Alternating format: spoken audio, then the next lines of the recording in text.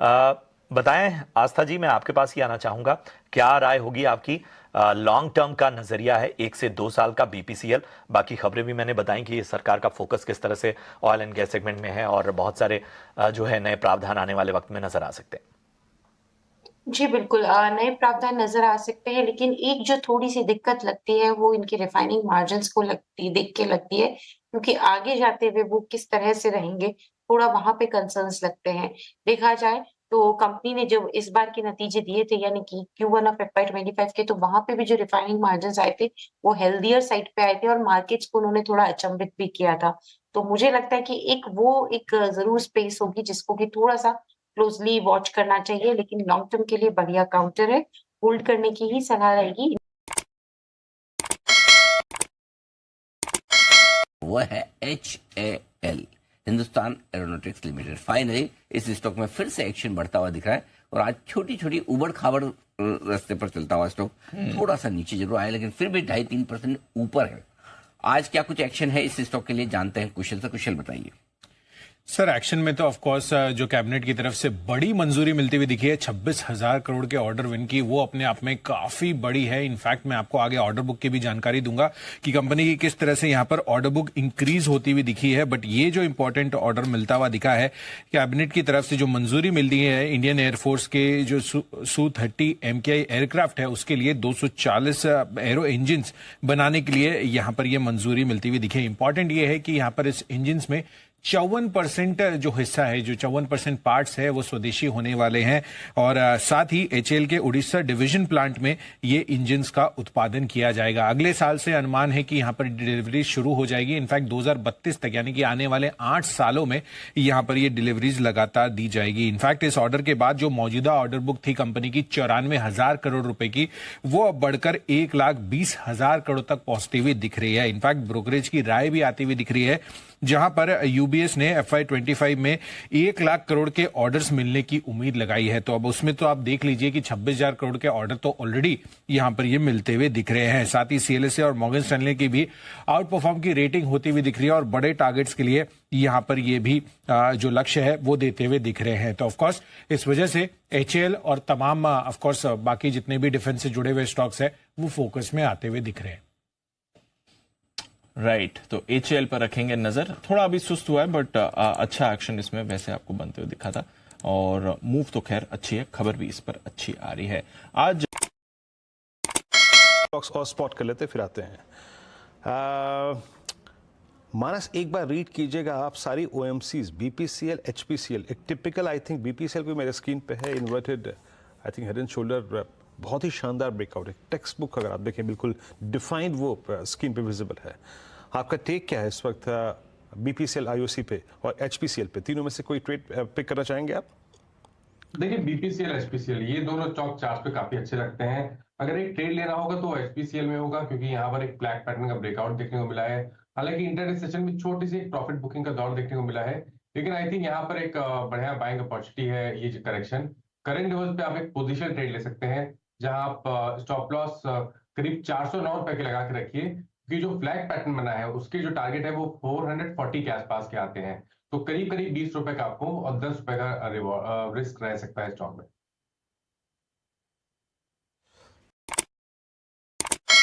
Sir, Suzlon ये counter भी कुछ इसी कैटेगरी का रहा है। इसने एक या दो इन्वेस्टर को नहीं, बहुत सारे इन्वेस्टर्स को अमीर बनाया और एक जमाना था जब इसने गरीब भी बहुत बनाया था, लोगों की वेल्थ डिस्ट्रॉय की थी, लेकिन अब बहुत अच्छी वेल्थ क्रिएशन की है। कैसे लगता है आपको अब ये काउंटर? देखिए विवेक जी, एक मैं आपको सीक्रेट रिवील कर देता हूं आपके दर्शकों के लिए कि अगर आपको बड़े मूव्स चाहिए 25-30% के या उससे बड़े मूव्स चाहिए और शॉर्ट टर्म में चाहिए, तो हमेशा स्टॉक का फ्री फ्लोट देखा कीजिए, वो 5,000 करोड़ से कम होना चाहिए। तो मेरी जो पूरी वॉच लिस्ट बनती है, जिसको मैं स्कैन करता हूं या मैं जिसमें रिकमेंड करता हूं, वहां पे आप देखिए हमेशा फ्री फ्लोट कभी भी चेक करेंगे तो 95% स्टॉक्स ऐसे होंगे जिनके फ्री फ्लोट 5,000 करोड़ से कम होंगे, क्योंकि अगर फ्री फ्लोट 5,000 करोड़ से कम है तो ब्रेकआउट के बाद 25% का मूव बहुत तेजी से स्टॉक लेता है, लगभग 3 से 4 हफ्ते में। तो मैं अपनी वॉच लिस्ट को उसी हिसाब से बना के रखता हूँ कि फ्री फ्लोट जब भी 5 करोड़ के ऊपर जिस स्टॉक का निकला उसको बाहर कर देता हूँ अपनी वॉच लिस्ट से, इसलिए तेजी से मूव आती है। इसमें मेरा ऐसा कोई रोल नहीं होता है कि मेरे कहने पे चल जाता है। ये आइडियल मार्केट में पैटर्न है कि अगर फ्री फ्लोट कम है स्टॉक का तो मूव उतनी तेजी से आती है। दूसरा सुजलॉन आपने डिस्कस किया, आप ही के प्लेटफॉर्म पे जब ये 56 रुपीज ब्रेकआउट दे रहा था बेस ऑन बेस पैटर्न का, 98 डेज का बेस बना था, उसके ऊपर 19 दिन का बेस ऑन बेस बना था, 56 का ब्रेकआउट था। विपुल जी के साथ मैं शायद लाइव था, तब हमने रिकमेंड किया था 64 पहला टारगेट था, 74 दूसरा टारगेट था और 90 रुपए तीसरा टारगेट था। ये हाई बनाया है इमीडिएट बेसिस पे 84 रुपीज का, वहां से कंसोलिडेशन में गया है। 20 डे मूविंग एवरेज कैचअप होने में इसको भी 8 से 10 दिन और लगेगा। अगर ये साइडवेज रह के होल्ड करता है तो हाई लाइकली है कि 90 रुपए ये स्टॉक अपने टारगेट को ना सिर्फ टेस्ट करेगा बल्कि सरपास करते हुए 99 तक भी जा सकता है। तो अब आपको केवल एक काम करना है कि अगर है तो 73 रुपीज के स्टॉप लॉस से स्टॉक को होल्ड कीजिए और कुछ समय स्टॉक को दीजिए 3-4 हफ्ते का। हाई लाइकली है कि 90 को सरपास करके 99 तक आ जाएगा। 10 पर इनकी खरीद है। एक और मेटल स्टॉक्स है जहां पर कि इस वक्त सवाल आया, और मेटल स्टॉक्स में हम देख रहे हैं कि काफ़ी ज़्यादा वीकनेस भी हाल फिलहाल में देखने को मिल रही है ग्लोबल दिक्कतों के कारण, और लेकिन इन्हें मुनाफा हो रहा है। खरीद भाव इनका 110 का है, 128 के पास स्टॉक इस वक्त कारोबार कर रहा है। स्नेहा, क्या सजेस्ट करेंगी? फिलहाल तो मुनाफे में है, लेकिन क्या एग्जिट कर लेना सही होगा, क्योंकि थोड़ा मुनाफे में कमी तो आई है इनके? हाँ जी, मेरी सलाह यही रहेगी कि अभी ग्लोबल अनसर्टेनिटी के कारण मेटल प्राइसेस में वॉलेटिलिटी बनी रहेगी, तो कहीं ना कहीं ये सब स्टॉक्स की जर्नी काफी वॉलेटाइल रहेगी। दो लॉन्ग टर्म हमारा व्यू पॉजिटिव ही है, कंपनी के एक्सपेंशन प्लान्स को, लेवरेजिंग डीलेवरेजिंग प्लान्स को देखते हुए व्यू पॉजिटिव बन रहा है, बट स्टिल अभी नियर टर्म में समहाउ थोड़ा प्रेशर या कंसोलिडेशन मोड में स्टॉक रहेगा, तो बेटर है कि थोड़ी प्रॉफिट बुकिंग कर ले और फिर बाद में थोड़े लोअर लेवल्स पे री एंटर कर सकते हैं। ठीक है, तो ये है नजरिया आपके स्टॉक पे। अगले प्रियंका मैम, अगला सवाल। मेरे पास जियो फाइनेंस का शेयर है 40 और 285 में लिया हुआ है। लिया लंबी अवधि के लिए लिए? हाँ, लंबी अवधि के लिए।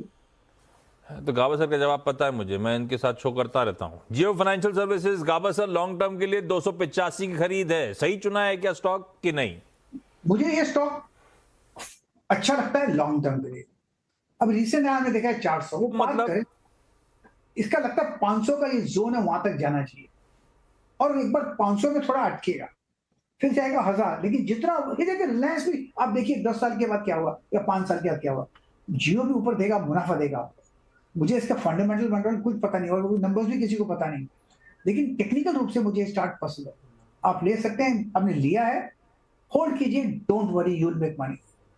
आप तो जामनगर से है ना? नहीं, हाँ हाँ, जामनगर के ही है। बिलो हाँ। डबल फायदा। तो क्या करें एचएल में सर? एचएल में क्या करें जी, क्योंकि एचएल पे भी बहुत सारे सवाल हैं, लोग थोड़े से फंसे भी हुए हैं। तो क्या अभी एचएल में लॉस बुक करें, एवरेज आउट करें, निकल जाएं, बने रहें? कुछ समझ में नहीं आ रहा लोगों को। एक सेकंड सर, अभी 4731 का लेवल देखने को मिल रहा है और जब एक रिकवरी आई यहाँ पर तो लगा कि शायद हो सकता है बुरे दिन चले गए, लेकिन ऐसा हुआ नहीं। फिर से शेयर में दबाव आज देखने को मिल रहा है ठीक ठाक। विपुल जी, शेयर एवरेज के आसपास घूम रहा है, उस पे एक सपोर्ट बनाने की चेष्टा में है, लेकिन सफल नहीं हो पा रहा है। मेरे ख्याल से इसमें कुछ गिरावट की और संभावना बाकी है। अगर आप इसमें निवेश करना चाहते हैं तो 4100 4200 के आसपास के लिए इंतजार कीजिए। वहां पर शायद आपको एक करेक्टिव रैली मिल सकती है। अगर आप लॉन्ग टर्म के प्लेयर हैं और ऑलरेडी ऊंचे भाव में फंसे हुए हैं तो निकलने की चेष्टा कीजिए, क्योंकि शेयर अगर संभल भी जाता है तो कुछ साइडवेज समय निकालेगा, जो महीना 1.5 महीना हो सकता है इसमें एक रैली आए उसके पहले। जी चलिए, इस फाइनली पिछले हफ्ते और बड़ी तेजी से घटने वाला शेयर वोडाफोन आइडिया, इसके लिए कुछ अच्छी खबर। वित्त वर्ष 2025 के बाद दाम बढ़ाने और सब्सक्राइबर्स बढ़ने से आय बढ़ेगी, ऐसा मानना है कंपनी का, कंपनी के मैनेजमेंट का ऐसा कहना है। और साथ ही आज मीडिया रिपोर्ट्स ये भी कह रही है आरईसी और पीएफसी, इन दो कंपनियों के साथ कंपनी बातचीत कर रही है 25,000 करोड़ रुपए से ज्यादा की फंडिंग के लिए, ताकि वो टेलीकॉम इंफ्रास्ट्रक्चर और मजबूती से खड़ा कर सके। आ रही है वोडाफोन आइडिया के लिए, और इसको जरा एक बार पुल अप करते हैं। कुमार मंगलम बिरला साहब ने यहाँ पर अपनी हिस्सेदारी बढ़ाई है, 1.86 करोड़ शेयर्स इन्होंने खरीदे हैं। तो बड़ी खरीदारी करी है। और पिलानी इन्वेस्टमेंट जो कि बिरला ग्रुप की होल्डिंग कंपनी है, वहां पर 30 लाख शेयर्स खरीदे गए। तो नेट नेट आप कह सकते हैं प्रमोटर्स की तरफ से करीब 2.25 करोड़ शेयर्स की खरीदारी हुई है वोडाफोन आइडिया में। ये आपके लिए खबर आ रही है। वैसे देखें ओवरऑल परसेंटेज वाइज 1% से भी कम है ये, but nevertheless 2.25 crore shares net net combined Vodafone idea में प्रमोटर्स ने शेयर्स खरीदे 6 सितंबर यानी शुक्रवार को, जब बाजार में कमजोरी का माहौल था, उस समय मेरे ख्याल से नीचे में 12.90 तक उस दिन वो गोल्डमैन सैक्स की रिपोर्ट पर। हाँ, तो आप देख लीजिए अब आपको किस पे ज्यादा भरोसा करना है, गोल्डमैन पर जिन्होंने 2.5 रुपए का टारगेट दिया है, या फिर कुमार मंगलम बिरला और प्रोमोटर पर जिन्होंने 13 रुपए में उस दिन 13 रुपए के आसपास जो भी प्राइस मिली हो, मुझे नहीं पता एग्जैक्ट प्राइस तो क्या, बट उस दिन का लो 12 रुपए 92 पैसे का था। करेक्ट। तो 13 रुपए 13.5 रुपए के आसपास खरीदे हों आप दोनों में से, आपको जहां जिसमें जो कंफर्ट आए वो इम्पोर्टेंट है। ये है आपके लिए इंटरेस्टिंग। बिल्कुल, डिप पर प्रमोटर्स खरीद रहे हैं यहाँ पर शेयर्स, आपको यहाँ पर रखनी है नजर। एक्शन में भी आ रहा है, और वोडाफोन आइडिया आपके स्क्रीन पर भी इस समय आपको दिख रहा है। स्टॉक में भी थोड़ा एक्शन आ रहा है, स्पाइक है इस समय। शेयर बीएचईएल जरा आप चेक कीजिए अक्षय जी, क्योंकि लगातार 8 सत्र से ये शेयर गिर रहा है बीएचईएल का। अच्छा ठीक है, अक्षय हमारे साथ नहीं है। ये बीएचईएल को भी 8 सत्र की गिरावट, और इन 8 सत्रों में तकरीबन ये अपने हाई से हम कह सकते हैं कि 20% नीचे आकर ये कारोबार कर रहा है। बीएचईएल क्या अभी और गिरेगा, या फिर ये अपने सपोर्ट के आसपास है और इसमें हम खरीदारी कर सकते हैं? देखिए अक्षय जी, बाइंग क्लाइमैक्स एक कॉन्सेप्ट होता है, और सारे पीएसयू जो डिफेंस और रेलवे थे उनमें बाइंग क्लाइमैक्स हुआ था बजट के पास। वहां से हाई लाइकली था कि स्टॉक 30 to 50% करेक्ट करें। तो यहाँ से बीएचईएल में जो प्राइमरी टारगेट दिख रहा है 246 का, उसके नीचे 224 का। अब कंटिन्यूअस 8 दिन हो गए डाउन मूव के, तो पुल बैक दे सकता है 1 से 2 दिन का, बट इवेंचुअली स्टॉक 245 और 225 ये दोनों लेवल्स टेस्ट करते हुए दिखेगा। ज्यादा चांसेस 225 के हैं, तो मैं यहाँ से 1 से 2 दिन में अगर पुल बैक आता है तो एग्जिट की सलाह दूंगा। तो सेल ऑन रैलीज वाला कैंडिडेट है, जैसी रैली मिलती है 1 से 2 दिन की बेचना चाहिए। 8 कंटिन्यूअस डाउन डे है, तो 2 से 3 दिन का पुल बैक आना लाजमी है, उसमें एग्जिट करना चाहिए।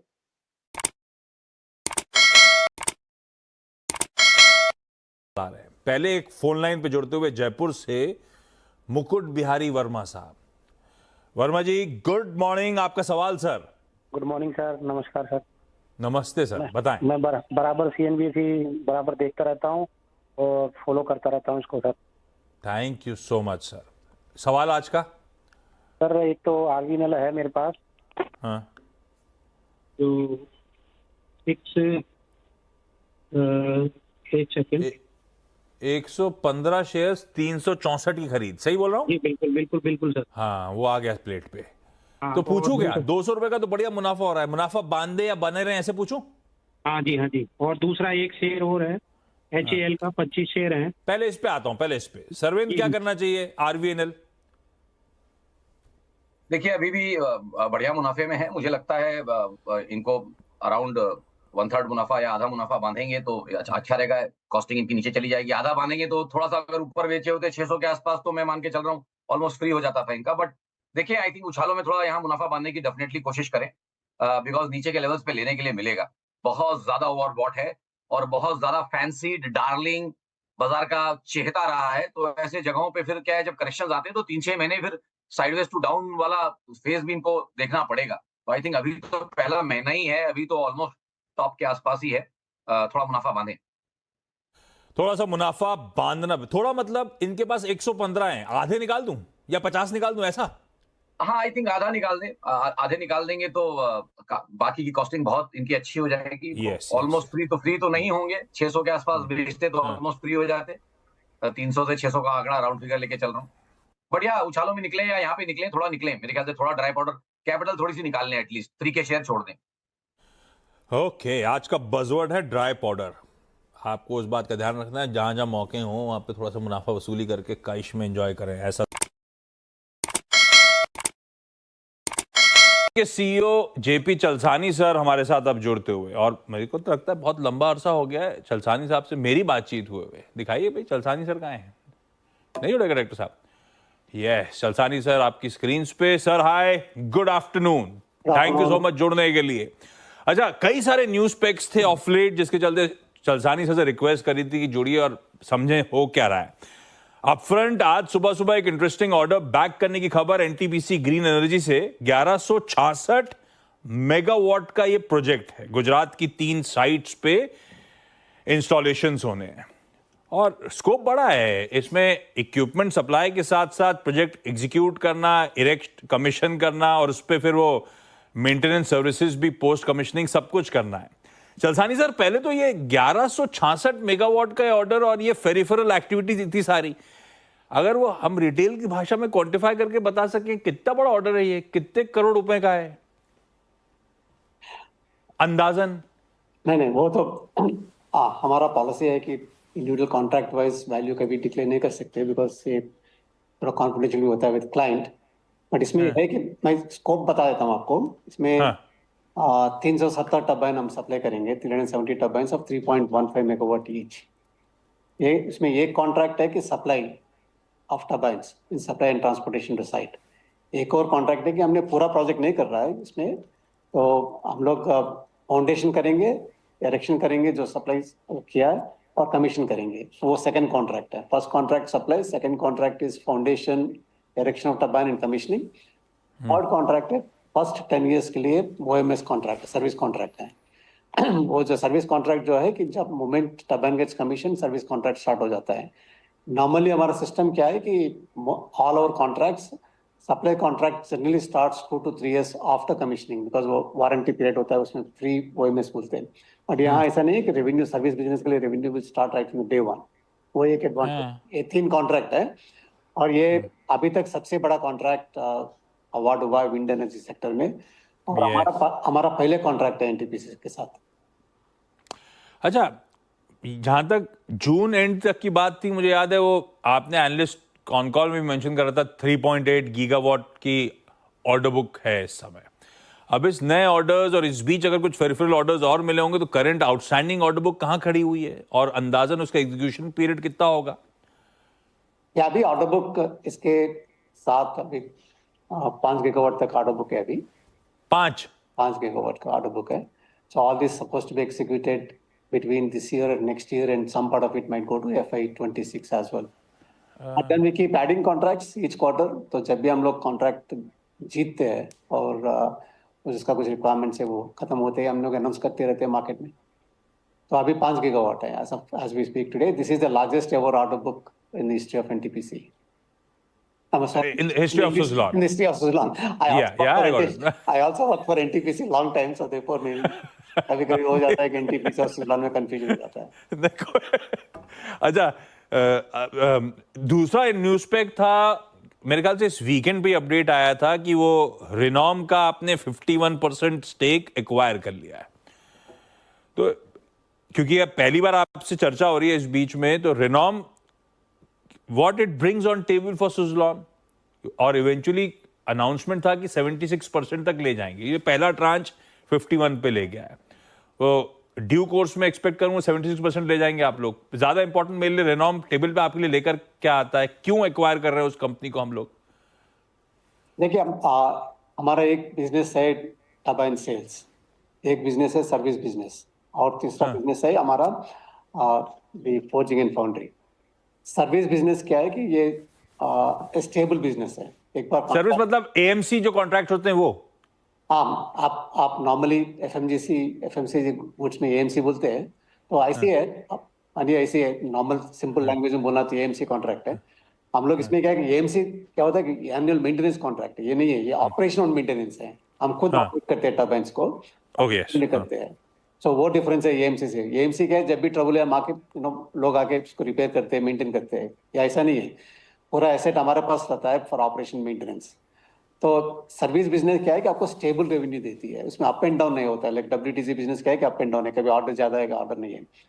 तो इनफैक्ट हमारा जब 3-4 साल का प्रॉब्लम था, फाइनेंशियल ट्रबल था, हमारा 14 गीगावाट्स जो ऑपरेशन चल रहा था वही रेवेन्यू से हमने स्टेबल रह चुका है। मतलब we were able to cross this hurdle only because we had a large revenue business. So now we decided that we should increase our the OMS business significantly. इसमें 2 तरीके होता है। एक, हमारा टर्बाइन, जो भी टर्बाइन हम सेल करते हैं उसका OMS लेते हैं हम। ये मैंडेटरी हमारा पॉलिसी। अगर कोई क्लाइंट ऐसा बोलता है कि हम आपसे सप्लाई टर्बाइन लेंगे लेकिन OMS आपको नहीं देंगे, तो हम टर्बाइन भी नहीं बेचते हैं। Currently our policy is that every single turbine we sell at the time of sale OMS contract भी साइन करना है।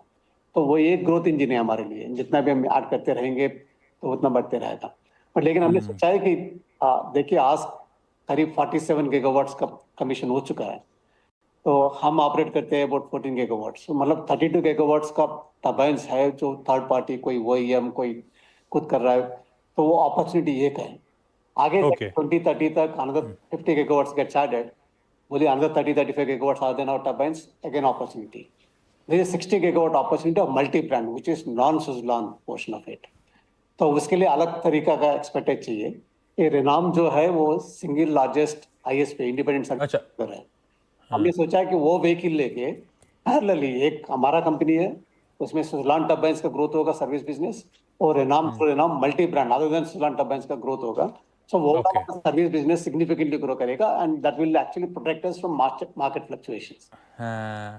तो अच्छा, तो एक और न्यूज़ पे आया था फिर चलसानी सर कि आप अपना कॉर्पोरेट हेडक्वार्टर पुणे वाला बेच रहे हो, लीज पे लोगे 5 साल के लिए बेच रहे हो, लेकिन 440 करोड़ रुपए में। ठीक है, रेनॉम के अधिग्रहण को पूरा करने के लिए कॉर्पोरेट ऑफिस बेचा गया, कोई और रीजन था?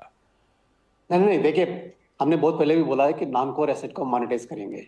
ठीक है, हमारा ग्रोथ सिग्निफिकेंटली हो रहा है। रेनॉम एक चीज है, लेकिन हमारा अभी देखिए 5 गीगावाट का ऑर्डर बुक है, उसको भी एग्जीक्यूट करना है। So therefore what is important for us is to concentrate on the growth.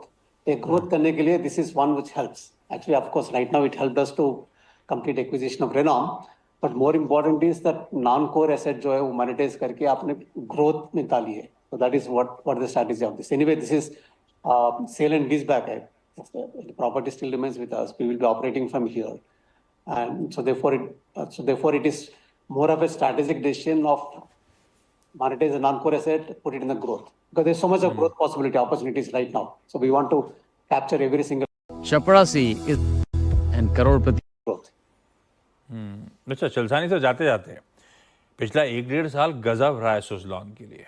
मतलब चाहे वो बैलेंस शीट की रिपेयर की बात हो, कैश फ्लोज वापस पॉजिटिव हो जाना हो, कंसिस्टेंटली क्वार्टरली प्रॉफिट्स क्लॉक करना हो, रिटर्न रेशियोज की हेल्थ की बात हो, हर पैरामीटर्स पे बढ़िया चेकबॉक्स पे आप लोग टिक कर रहे हो।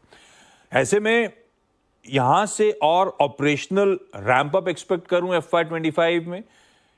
कुछ इंटरनल बॉलपार्क गैस एस्टिमेट्स लेके चल रहे हो, back of the envelope calculation लेके चल रहे हो आप लोग? कहां पहुंचेगी रेवेन्यूज, कहां पहुंचेगी प्रॉफिटेबिलिटी? यहां से कोई रोड मैप ड्रॉ करा है आप लोगों ने? रोड मैप तो रहेगा, किया तो होगा, बताना चाहोगे क्या आप? नहीं, रोड मैप तो रहेगा ऑब्वियसली। तो वो गाइडेंस तो आपको पता है, हम गाइडेंस नहीं देते हैं। बट लेकिन एक चीज है कि आपने करेक्ट बोला, बट मोस्ट इंपॉर्टेंट फैक्टर जो है कि पिछले 1 साल में हमने जो भी किया वो परमानेंट सोल्यूशन लेके आया। हमारा बैलेंस शीट का प्रॉब्लम हमेशा हमको होता था, उसको रेक्टिफाई किया हमने, कॉस्ट रिडक्शन कर दिया हमने। सो देयरफॉर अभी ऑर्डर बुक भी है एंड वर्किंग कैपिटल अरेंजमेंट भी है। So therefore we fixed all the issues. So now it's question of going and executing and keep growing. And for that, what is required is organization. We also done significant addition in the organization at the senior leadership level. Organization building bhi kiya humne. So touch wood, everything is going fine, and we do expect that all the efforts, whatever we put in the last 1 year, will turn towards growth quarter on quarter from now onwards. Hoping so. Chalasani sir, बातचीत करने के लिए Thank you.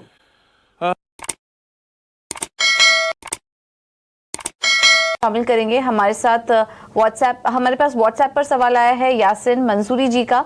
इनके पास है BEL 1118 shares हैं इनके पास, 299 रुपए पर इन्होंने BEL का स्टॉक लिया हुआ है।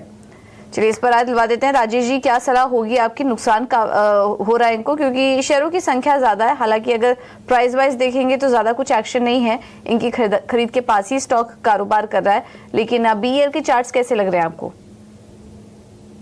देखिए बीएल एक रेंज में ट्रेड कर रहा था लास्ट कुछ हफ्तों से, बट आज एक रेंज ब्रेकडाउन आते हुए दिख रहा है, तो आने वाले सत्र में भी थोड़ा सा वीकनेस आ सकता है बीएल में, जहाँ पे जो इसका 89 ईएमए है अराउंड 280 के आसपास, तो वो रिटेस्ट करते हुए देख सकते हैं। शॉर्टर टाइम के हिसाब से देखें तो डेफिनेटली वीक लग रहा है, हाई टाइम फ्रेम के हिसाब से देखें तो 280 के आसपास सपोर्ट है। अगर लंबे अवधि के हिसाब से अगर होल्ड करना चाहते हैं तो 280 के नीचे का स्टॉप लॉस रख सकते हैं, नहीं तो शॉर्ट टर्म के हिसाब से एग्जिट कर सकते हैं। भारत इलेक्ट्रॉनिक्स यानी बीईएल 200 कितना बताया आपने? 272 रुपए के एवरेज। अच्छा, 900 शेयर। ठीक है, 900 शेयर। तेजस, मैं आपके पास आना चाहूंगा, इन दोनों पे क्या राय बन रही है? एक बार फिर मैं लेवल्स दोहरा देता हूं। 275 बीएल ये खरीदारी के लेवल्स हैं। और बीएल की बात करें तो बीएल स्टॉक भी अभी एक अच्छे खासे करेक्शन मोड में है, लेकिन चार्ट स्ट्रक्चर थोड़ा वीक है क्योंकि ये स्टॉक अभी एक सपोर्ट के करीबन है, तो मेरे हिसाब से ये स्टॉप लॉस लगा के, ट्रेलिंग स्टॉप लॉस लगा के होल्ड कर सकते हैं। इसमें इनको ट्रेडिंग स्टॉप लॉस लगाना पड़ेगा 285 का, और ऊपर में जो रेजिस्टेंस बैठ रहा है वो करीबन 308 310 के करीबन है। जब ये लेवल सरपास होगा तो ही ये स्टॉक में बाइंग मोमेंटम आएगा, अदरवाइज ये 285 से लेके 310 के बीच में स्टॉक कंसोलिडेट करेगा। तो एम लेवल्स दे दिए गए आपको दोनों स्टॉक पर स्टॉक काफी स्ट्रांग है। आगे बढ़ते हैं और गुजरात से हमारे साथ सचिन साधु जी जुड़ चुके हैं। सचिन, गुड मॉर्निंग, बताएं कौन से स्टॉक पर राय लेना चाहेंगे? गुड मॉर्निंग मैडम, मेरे पास IRFC के 150 शेयर है 227 रुपीज के, तो अभी इसमें क्या करूं, होल्ड करूं या फिर कुछ टाइम वेट कर सकते हैं इसका? बिल्कुल, और कितने समय तक होल्ड कर सकते हैं आप? 1 ईयर, 1 साल तक होल्ड कर सकते हैं। इस पर भी एक फंडामेंटल राय ही ले लेते हैं। सौरभ, आपसे पूछना चाहूंगी IRFC के फंडामेंटल्स क्या कहते हैं, और अगर 1 साल का नजरिया है तो क्या राय रहेगी? काफी ऊंचे भाव पे लिया है, शेयर तो एक्सपेंसिव है लेकिन पोटेंशियल इस इंडस्ट्री में काफी ज्यादा है क्योंकि फाइनेंसिंग आम है और जो गवर्नमेंट का इसकी तरफ नजरिया है वो काफी पॉजिटिव है, तो बने रहे। शेयर नीचे और भी करेक्ट हो सकता है, तो घबराए नहीं, अपना जो नजरिया है वो 2 से 3 साल का रखें। IRFC पे राय जाननी चाहिए। IRFC का शेयर जो है वो इन्होंने 180 रुपए 130 रुपए के भाव पे इन्होंने खरीदा हुआ है, और शॉर्ट टर्म का नजरिया चाहते हैं, 2 महीने का नजरिया फिलहाल लेकर चल रहे हैं। स्नेहा, बताएं IRFC पे 130 की इनकी बाइंग है। जी, इन्हें अच्छा मुनाफा तो हो रहा है 130 की बाइंग होने से। 2 स्टॉक में करेक्शन हुआ, पर फिर भी ये अच्छे मुनाफे पे बैठे हुए हैं।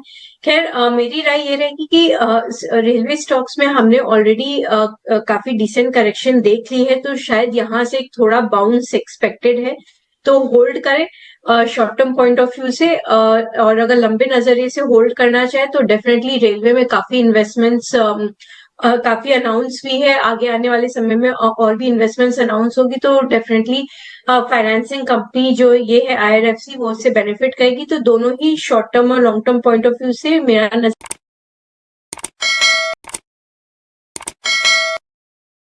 और कह रहे हैं कि सर इरिडा के इन्होंने 280 पे 2019 शेयर लिए हुए हैं, और कह रहे हैं कि 221 से 240 तक गया, फिर 230 पर आ गया।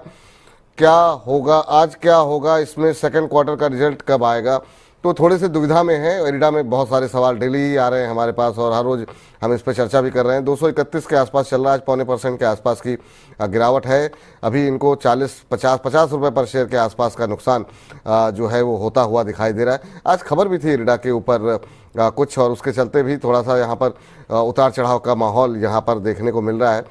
इरिडा के ऊपर अगर एक सेकंड जरा नज़र डालते हैं कि क्या कुछ खबरें निकल करके आई थी, तो खबर ये है कि IFSCA ने गिफ्ट सिटी के लिए सब्सिडरी को इनकी मान्यता दे दी है, जो इनकी सब्सिडरी है, और नई सब्सिडरी के जरिए अब विदेशी निवेशकों से अब कंपनी के लिए फंडिंग जो है वो आसान होती हुई दिखाई देगी। कल अच्छा मोमेंटम इरिडा के अंदर देखने को मिल रहा था, आज सुस्ती है सर। इरिडा एक और ऐसा शेयर जिस पर जब भी आप आते हैं सवाल जो है अक्सर अक्सर जो है वो निकल करके आते रहते हैं। इरिडा पे कुछ संभावनाएं हैं क्योंकि अभी इनको 50 रुपए का नुकसान हो रहा है पर शेयर। देखिए इरडा थोड़ा सा हो सकता है एक बार 210 आ जाए, तो मेरी एग्जिट की सलाह तो नहीं रहेगी, क्योंकि स्टैंडर्ड डिस्क्लेमर दे दूं अपने क्लाइंट्स को, लॉन्ग टर्म के लिहाज से 1 से 1.5 साल के व्यू के लिहाज से इरडा रिकमेंड कर रहे हैं, हमको 400 रुपए जाता हुआ दिख रहा है। तो बाइंग जोन जो हम रिकमेंड कर रहे हैं वो 230 रुपए से 210 की जोन है, इस जोन में आपको मिलता है। तो लॉन्ग टर्म इन्वेस्टर जिनका 12 से 18 महीने का नजरिया है उनके लिए हम एक्यूमुलेशन की सलाह दे रहे हैं। फॉलिंग ट्रेंड लाइन बनी हुई है, ये ट्रेंड लाइन का जैसे ही ब्रेकआउट बनेगा, फिलहाल वो ब्रेकआउट 255 के ऊपर प्लेस्ड है, धीरे धीरे जैसे स्टॉक नीचे आएगा तो ट्रेंड लाइन भी रिवाइज होती जाएगी। बट फिलहाल जिस जंक्चर पे हम बात कर रहे हैं 255 पे ट्रेंड लाइन है, टूटने के बाद 400 तक की रैली डेवलप होगी, तो टाइमिंग करना स्टॉक में थोड़ा सा मुश्किल हो जाएगा आपको। इसलिए मैं कहूंगा कि आप 210 230 की रेंज में बाई करके आराम से बैठिए, अगर आपके पास है तो भी कोई दिक्कत नहीं है। ऊपर में फंसे हुए हैं तो 210 के आसपास एवरेज भी कर सकते हैं। तीनों केस में आपका टारगेट 400 रुपए का बनेगा, नजरिया 12 से 18 महीने का रखिए। 12 से 18 महीने का नजरिया यहाँ पर रखेंगे लंबी अवधि का, तो फिर जो है यहाँ पर आपको अच्छे रिटर्न आते हुए दिखाई देंगे। मैंने वैसे तो कई स्टॉक खरीद रखे हैं, वैसे मैं टाटा स्टील के बारे में जानना चाहता था। जी बताइए। जी मेरी बाइंग प्राइस है 150.8 थी। ओके, और आपको इसमें कितना रुकना है? जी मुझे लमसम 1 या 2 साल। लमसम 1 से 2 साल का समय आपको देना है? जी 2 साल हो सकता है जी। ऑलराइट, आदित्य आपके पास आऊंगी। जिस तरह से हमें मेटल प्राइसेस को लेके ओवरऑल कंसर्न्स बनते हुए दिखाई दे रहे हैं, इस तरह का डाउन ट्रेंड और नरमी कीमतों में शायद थोड़ी लंबी चल सकती है। 1 से 2 साल का नजरिया आदित्य अगर ये देते हैं तो क्या कमाई की गुंजाइश है आपके मुताबिक? इमीडिएट अप ट्रेंड नहीं आएगा कविता, जैसा कि आपने कहा कि थोड़ी सॉफ्ट रह सकती है ऑल मेटल कंपनीज। 140 का नीचे बहुत अच्छा सपोर्ट है स्टॉक का, अगर वहां पे आके स्टॉक रुकता है और वहां से रिवर्सल देखने मिलता है हमें स्टॉक में, तो मे बी एक अप मूव वापस स्टार्ट हो सकता है। क्योंकि इनका नजरिया 2 साल का है तो मैं सजेस्ट करूंगा बने रह सकते हैं स्टॉक में। 148 का भाव ऑलरेडी आ चुका है, तो 140 का स्टॉप लॉस लगाए और बने रहे स्टॉक में। अगर एक रिकवरी आती है तो फिर फ्रेश अप मूव स्टॉक में आता हुआ दिख सकता है हमें। तो डेफिनेटली स्टॉक में इमीडिएट अपसाइड नहीं है, थोड़ा साइडवेज कंसोलिडेशन हो सकता है। 140 का स्टॉप लॉस लगाए और बने रहे स्टॉक में। ठीक है, तो फिलहाल आपको खास रणनीति के तहत स्टॉक में बने रहना होगा।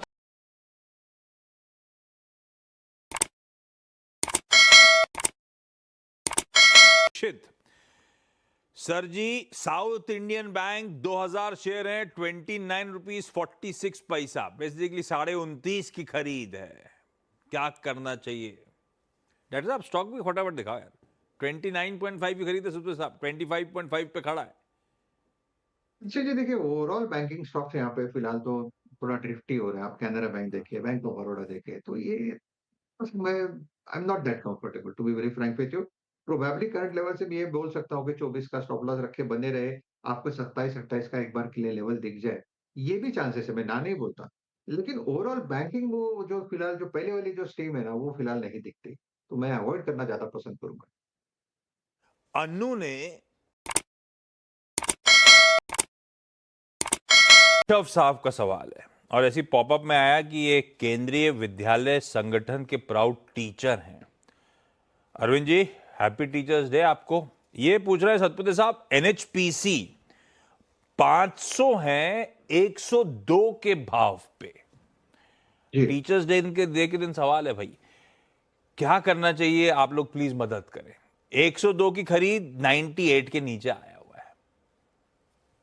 आशीष जी, मुझे लगता है कि देखिए एनएचपीसी भी करेक्ट हो रहा है। 115-117 का लेवल था, यहाँ से करेक्ट हो रहा है, तो ये कहाँ पे है? ये अपने क्लस्टर ऑफ सपोर्ट पे है। ये एक जोन होता है जहाँ पे आप 10, 20, 50, मैं हमेशा क्लस्टर ऑफ सपोर्ट के कहता हूँ ना, तब 20, 50, 100, 200, ये जितने मूविंग एवरेजेस है ना, उसका एक क्लस्टर बन जाता है। हम चार्ट पे देखते तो ये क्लस्टर पे आके अटका है। मुझे लगता है ये 97 से लेकर 92, ये 5 पॉइंट का, 5 रुपए का यहाँ पे क्लस्टर है। For the timing it's a hold for me. Probably 92 का एक स्टॉप लॉस रखे, यहाँ से एक बार के लिए सुधरेगा 105, 106 तक, जहां पर एक बार के लिए अगर आप चाहे, क्योंकि अगर अपने छोटे टाइम फ्रेम के लिए ले तो 105, 107 के आसपास आप मुनाफा बांध दे, लेकिन फिलहाल it's a hold for me. और एक एनएचपीसी लिया था 800 शेयर 116 की रेट पे, दोनों सर 1 साल होल्ड कर सकता हूँ, एवरेज करना है, कहाँ पर करें? ठीक है, एनएचपीसी का एक बार आप प्राइस वापस बता दीजिए। 800 शेयर 116 की रेट पे, 116 के रेट से, ठीक है। और आपका नजरिया क्या बताया आपने? 1 साल से 1.5 साल होल्ड कर सकता हूँ सर। 1 साल से 1.5 साल ना, ठीक है, ठीक है। रुचित जी आपके पास आना चाहूंगा। एनएचपीसी पे इनकी खरीदारी है 116 से, एक्चुअली वो ही टॉप बना हुआ नजर आ रहा है इस साल में, यही टॉप से बार बार 115 116 से 3 बार वहां से हमें रिवर्सल आता हुआ नजर आया है, तो ऑलमोस्ट टॉप पर ही इनकी खरीदारी है, वहां से 16-17% नीचे आ चुका है स्टॉक। दूसरी जो इनकी खरीदारी है वहां पर भी जुपिटर वैगन में भी इनका खरीदारी से देखें तो 17% की ही लॉस रजिस्टर करते हुए नजर आ रहे हैं। यहाँ पर क्या राय बन रही है? 1 से 1.5 साल तक होल्ड कर सकते हैं, साथ ही एक स्टॉप लॉस भी बता दीजिए। जी आई थिंक यस, इन्होंने ऑलरेडी एक तेजी होने के बाद में स्टॉक में एंट्री ली है और अभी ये दोनों स्टॉक एक करेक्टिव फेज में, पर लेकिन एक बात अच्छी है कि इनका जो नजरिया है वो 1-1.5 साल का है, तो शॉर्ट टर्म में शायद इतने बड़े गेन से स्टॉक में नहीं बनेंगे, लेकिन जैसे ये करेक्टिव फेज पूरा होगा फिर आपको स्टॉक में अच्छे मूव वापस रिज्यूम होते हुए दिख सकते हैं। मैं अगर मीडियम टर्म चार्ट देखूं तो एनएचपीसी पे सपोर्ट 90 से लेकर 88 के रेंज में आ रहा है, तो फिलहाल तो आप अपने पोजीशंस को ऐसे ही होल्ड करें, आपको नया एडिशन भी अभी करने की जरूरत नहीं है। आई थिंक अगर आपको 90 से 88 की रेंज में मिलता है तो वहां पे फिर आप एवरेज करें, सो दैट आपका कॉस्ट जो है वो थोड़ा कम आ सकेगा, सो वो अच्छा रहेगा। और सिमिलर जुपिटर वैगन्स में भी देखूं तो वहां एक हमारे दर्शक हैं प्रेम कुमार जी, थोड़ा नाराज चल रहे हैं, बोल रहे हैं कि विवेक जी आप मेरा सवाल ही नहीं लेते हो। सर आज ले लेता हूँ, माफी चाहता हूँ आपसे। यस बैंक 23 रुपए पर इन्होंने लिए हुए सर 1000 शेयर, क्या करना है? तो यस बैंक के बारे में ये कहूंगा कि ट्रेंड थोड़ा सा नेगेटिव है। जनरली अगर प्राइवेट सेक्टर बैंक में ही ट्रेड करना है तो हमेशा लीडर्स पे रहिए, और लीडर्स में अगर हम देखें तो if I am not mistaken Friday और मंडे को जो रैली देखने को मिली थी उस लिहाज से ICICI bank, Kotak bank, axis bank ये विकल्प रहने चाहिए। अगर प्राइवेट में और अगर आपको ट्रेड करना है तो छोटे मजौले में आपका फेडरल बैंक अच्छा लगता है, लेकिन सिंस यस बैंक के बारे में आपका प्रश्न, तो मेरा ऐसा मत है कि ट्रेंड नेगेटिव है, lower top lower bottom formation में ये ट्रेड कर रहा है, और जो भी इंपॉर्टेंट मूविंग एवरेजेस होते हैं जिसको टेक्निकल फ्रंट से हम देखते हैं 20 डे सिंपल मूविंग एवरेज या ईएमए या 50 डे सिंपल मूविंग एवरेज या ईएमए या 200 दिन का सिंपल मूविंग एवरेज या ईएमए हम जो लेके चलते हैं उसके नीचे ट्रेड कर रहा है। तो मेरा एक ही मत रहेगा आपके लिए कि इसमें आप एक बार स्टॉप लॉस अपना बुक कर लीजिए या निकल जाइए, और विकल्प बतौर अगर करना ही है प्राइवेट सेक्टर बैंक में तो आईसीआईसीआई बैंक ज्यादा अच्छा लग रहा है, और आईसीआईसीआई बैंक मौजूदा सर पे आप बाइंग कर सकते हैं, 1230 रुपए के आसपास में ट्रेड हो रहा है, 1200 रुपए का आप स्टॉप लॉस लेके चलिए, और टारगेट लगभग 1290 से 1295 के रहेंगे, और टाइम फ्रेम जो रहेगा होल्ड ऑन का एटलीस्ट मिनिमम 2 महीने से 3 महीने का रहेगा। बिल्कुल। एक हमारे दर्शक है प्रदीप शर्मा जी, में काफ़ी तेज़ी देखने को मिली, और पिछले 1 महीने में जब से वो नॉन फूड कारोबार की खबर आई है उसके बाद से लगातार स्टॉक में तेज़ी बनी हुई है। 19% से ज़्यादा की तेज़ी पिछले 1 महीने में आते हुए दिखे, और 3 महीने की बात करें तो यहाँ पे 32% से ज़्यादा का मूव आपको दिखेगा। जुलाई के शुरुआत में खबर आई थी कि कंपनी नॉन फूड कारोबार जो है पतंजलि आयुर्वेदा का वो अपने पतंजलि फूड्स में एक्वायर करने वाली है। उसके बाद मैनेजमेंट ने जो गाइडेंस दी इस कारोबार को लेकर, वहां से लगातार मोमेंटम स्टॉक में बना हुआ है। मैनेजमेंट ने कहा है कि मैनेजमेंट ने क्लियरली इंडिकेशन दी थी कि जो एफएमसीजी सेल्स होगी वहां पर 22% से ज्यादा की सालाना दर पर जो ग्रोथ है वो देखने को मिल सकती है। कुल कारोबार का 50% हिस्सा एफएमसीजी से होगा, फिलहाल 30% के आसपास का हिस्सा एफएमसीजी कारोबार से आता है, वो बढ़कर 50% हो जाएगा सीधा का सीधा आने वाले 3 से 4 सालों में। डेंटल कैटेगरी जो कंपनी की पतंजलि फूड्स में आ चुकी है वहां पर 50% का मार्केट शेयर है। प्रीमियम कैटेगरी पे पूरा का पूरा फोकस बना हुआ है स्टॉक, लेकिन अभी भी इतना मूव होने के बाद भी कंपेयर करेंगे वैल्यूएशन के लिहाज से पियर्स से तो काफी सस्ता है। 1 ईयर फॉरवर्ड पर सिर्फ 29 टाइम्स के पीई पर ट्रेड करता है, तो आउटलुक काफी स्ट्रांग है। और जब से खबर आई है नॉन फूड कारोबार की उसके बाद से लगातार स्टॉक में अप मूव बना हुआ है। तो ये है आपके लिए पतंजलि फूड्स जहां पर आपको रखनी है नजर। अनिल जी, इस पर तो खैर आप काफी समय से बात कर रहे हैं, एफपीओ आया था तब भी बात करी थी, उसके बाद भी बात करी थी, मुझे याद है 1200-1300 के लेवल्स पर भी बात करी थी। इलेक्शन डे के दिन जो काउंटिंग डे था उस दिन ये गिरा था, 1200 के आसपास के लेवल्स के गया था, वहां से अगर देखें 50% की रैली इस काउंटर ने उस लो से कर ली है सर। यही होता है कि जो इन्वेस्टमेंट वाले स्टॉक्स उनमें आपको होल्ड करके रखना पड़ता है, ये पता नहीं होता कि किस वक्त कब चलेंगे। अब आप देखिए सारे एफएमसीजी स्टॉक्स चल रहे हैं, होता है कि चर्चाएं होती है लीवर, ब्रिटानिया और कोलगेट की होती है, पतंजलि की होती नहीं है, जबकि पतंजलि चुपचाप आपको बढ़िया रिटर्न देके जा रहा है, राइट। मेरे ख्याल से ऑफ लेट जो ये बड़ा मूव वापस आया, वो मूव इसलिए आया कि जो कुछ भी सुप्रीम कोर्ट में मामला चल रहा था उसकी वजह से स्टॉक काफी दबा हुआ था। लेकिन जैसा नूपुर ने कहा भी कि जब से उन्होंने अपना बिजनेस मर्ज करने की बात कही और वो अच्छे वैल्यूशंस पे, नहीं के बराबर वैल्यूशंस पे उन्होंने किया है, तो उस हिसाब से वहां से इस स्टॉक के लिए री रेटिंग होनी थी। लेकिन जब तक कोर्ट केस चल रहा था तब लोगों को थोड़ा सा डर था। जैसे उसका डिसीजन आया उसके बाद से आप देखिए स्टॉक में बढ़िया तेजी बनती दिख रही है। मेरा ये मानना है कि अगर आपके पास है तो डेफिनेटली होल्ड करना चाहिए। मेरे ख्याल से मैंने 2200 और 2500 रुपए तक के ऊपर के टारगेट भी दिए हुए हैं। ये इन्वेस्टमेंट वाली पिक है जहां पर आपको हड़बड़ी और जल्दबाजी में बेचने की जरूरत है नहीं। ऑल राइट, तो इन्वेस्टमेंट